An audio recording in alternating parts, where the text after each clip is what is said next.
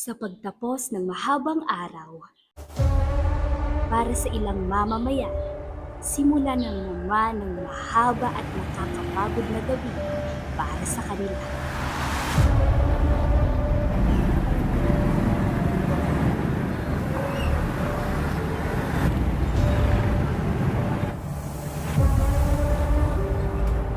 Habang ang lahat ay naghahanda upang magpahinga, sila ay gising at patuloy na nilalabanan ang antok upang maitawid ang hatid na pagod ng gabi.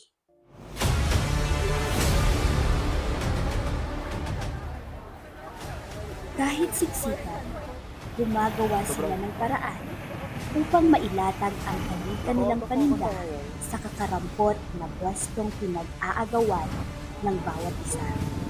Hindi iniinda ang pagod at patuloy lang sa paggawa upang makabenta.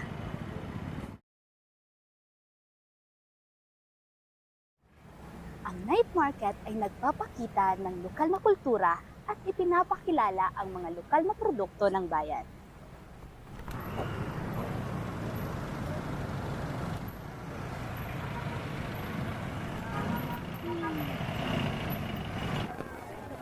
Mga produktong dito mo lang makikita at mga produktong pinagpaguran ng mga lokal na magsasaka.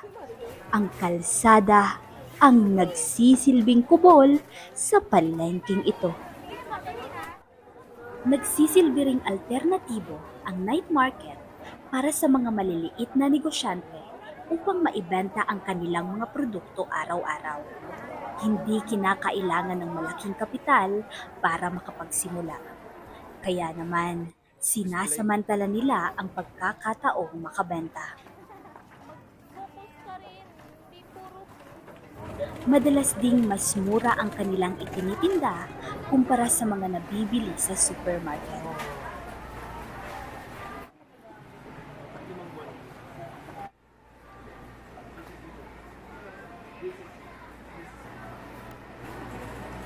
Mulai.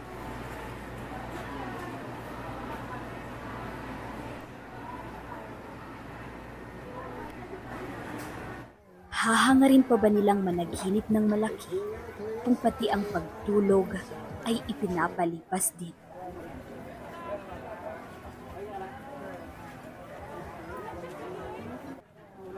Kung mapapansin, sariwa ang kalidad ng mga produkto dahil diretso benta matapos nilang anihin o pitasin ito.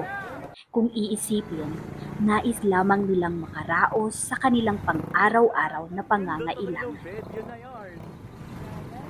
Ang tawaran ay awit, ang kwentuhan ay lasa, bawat bili ay suporta sa pamilyang naghihintay ng munting salapi na maiuuwi.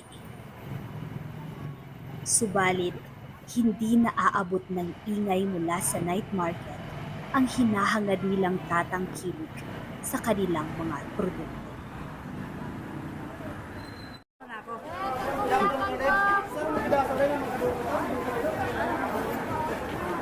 Teka po, matanong po. If kayo po ang nagatanim ng mga paninda niyo po. Binibili ko lang Saan niyo po kuya binibili? po sa Kamalig. Sa family po.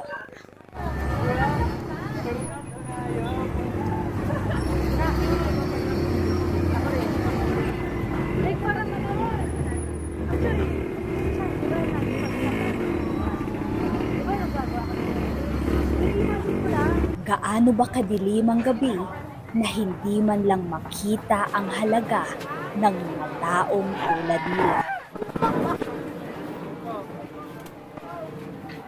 Panahon na upang gumising at tangkilikin ang sariling atin. Sa kabila ng naglipa ng produkto mula sa iba't ibang bahagi ng mundo, nararapat lamang na kilalanin natin kung ano ang meron tayo. Pahalagahan ang mga katulad nilang madalas hindi napapansin. Huwag nating hahayaan na mawala ang kulturang pinagyayaman, ang lokal na agrikultura at maging bahagi tayo sa pag-usbong nito.